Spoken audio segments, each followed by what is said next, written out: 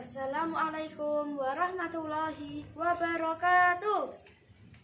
Assalatu wassalamu ala asrafil anbiya'i wal mursalin wa ala alihi wa ashabihi ajmain, amma ba'du.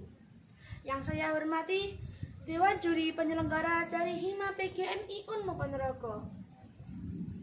Puji syukur kita panjatkan kehadirat Allah Subhanahu wa Ta'ala yang telah memberikan kita rahmat, hidayah, serta inayahnya kepada kita semua, sehingga pada kesempatan yang berbahagia ini kita semua diberikan Allah Subhanahu wa Ta'ala kesehatan, kebahagiaan, dan semoga dengan kebaikan-kebaikan yang kita lakukan, pandemi ini akan segera berlalu. Allahumma amin. Sholawat serta salam semoga tetap tercurah pada junjungan kita, Rasul pilihan Muhammad Sallallahu Alaihi Wasallam, yang telah menuntun kita menuju jalan yang benar, menegakkan pilar Islam, dan menjadikan kita umat yang rahmatan lil alamin. Hadirin yang dirahmati Allah, pada kesempatan yang berbahagia ini, saya akan mencoba memberikan sedikit sumbangsi pemahaman dan sedikit pengetahuan saya dalam memaknai nilai-nilai kemerdekaan dalam perspektif Islam dan pengaruhnya terhadap generasi penerus bangsa Indonesia. Hadirin yang dirahmati Allah, nama saya Jafila Akbar Ibrahim, perwakilan dari SDIT Al-Hikmah Bulung Ponorogo, akan mencoba memberikan sedikit sumbangsi pemahaman dan sedikit pengetahuan saya dalam memaknai nilai-nilai kemerdekaan dalam perspektif Islam. Seorang manusia menurut pandangan syariah barulah akan disebut merdeka bila mana ia sadar dan berusaha keras memposisikan dirinya selaku hamba Allah Subhanahu wa Ta'ala saja. Dan pada dasarnya inilah yang sudah didakwakan oleh Rasulullah Sallallahu Alaihi Wasallam dan segenap nabi dan rasul lainnya sejak dahulu kala. Dalam segenap dimensi, baik dirinya, baik penciptaan, penghambaan, kecintaan, perasaan maupun perilaku merdeka. Merdeka di sini adalah pembebasan diri dari dominasi perasaan yang tidak diridhoi Allah Subhanahu wa Ta'ala saja.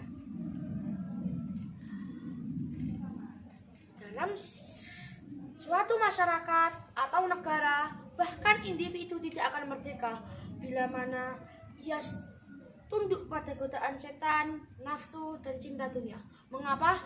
Karena yang pertama, nafsu akan membawa manusia pada dosa-dosa dan kezaliman. Yang kedua, nafsu akan membuat manusia memiliki nafsu akan menyeret manusia pada kesombongan dan kerakusan. Yang ketiga, nafsu akan membuat manusia memiliki sifat-sifat seperti binatang. Bila manusia lebih didominasi oleh sifat binatangan, ia akan lebih kejam dari berbahayanya binatang. Yang keempat, cinta dunia. Cinta dunia akan mematikan hati nurani.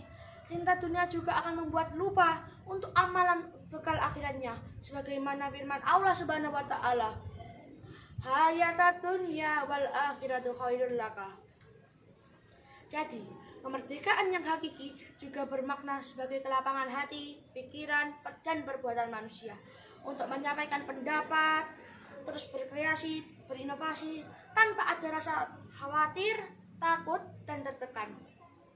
Kemerdekaan kita selaku pelajar adalah merdeka dari bisikan setan, merdeka untuk terus belajar, merdeka untuk terus mengamalkan yang diperintahkan oleh Allah Subhanahu wa Ta'ala. Jadi, karena pengorbanan pikiran, tenaga, harta, air mata, dan darah dari para pejuang bangsa terdahulu, kita dapat mengamalkan, memperjuangkan, dan menjaga kemerdekaan ini dengan mengamalkan seluruh yang diperintahkan oleh Allah Subhanahu wa Ta'ala. Selanjutnya, hadirin yang dirahmati Allah, dalam memaknai nilai-nilai kemerdekaan dalam perspektif Islam, kita sebagai generasi penerus bangsa Indonesia diharapkan memiliki jiwa religius yang tinggi dalam memaknai nilai-nilai kemerdekaan dalam perspektif Islam. Dan kehidupan sehari-hari berdasarkan dengan Al-Quran dan hadis. Jadi, negara ini akan menjadi negara yang makmur, sebagaimana yang diceritakan pada kisah Nabi terdahulu. azab Allah akan datang kepada negara yang kufur terhadap nikmat Allah Subhanahu wa taala saja. Hadirin yang dirahmati Allah, kesimpulannya, dengan memahami nilai-nilai kemerdekaan dalam perspektif Islam, kita sebagai generasi penerus bangsa Indonesia akan bersemangat dalam belajar ilmu agama, akan terus berbakti kepada orang tua, menjalankan yang diperintahkan oleh Allah Subhanahu wa taala.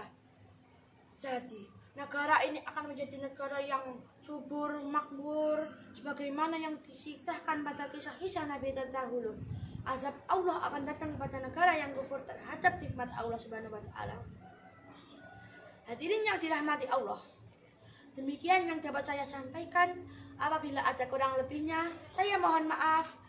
Billahi wa taufik. Wassalamualaikum warahmatullahi wabarakatuh.